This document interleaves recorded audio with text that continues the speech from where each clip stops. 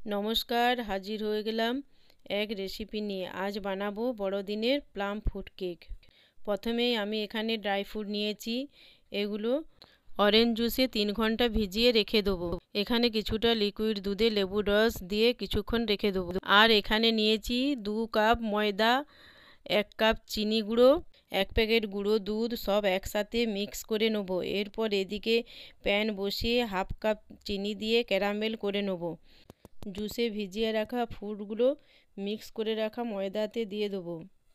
এরপর ক্যারামেল আর গলানো বাটার ও দারচিনি গুঁড়ো, লেবু মেশানো দুধ দিয়ে মেখে নেব। এরপর 1 চামচ বেকিং পাউডার, বেকিং সোডা দিয়ে তার ওপরে দুধ দিয়ে খুব ভালো করে মেখে নেব।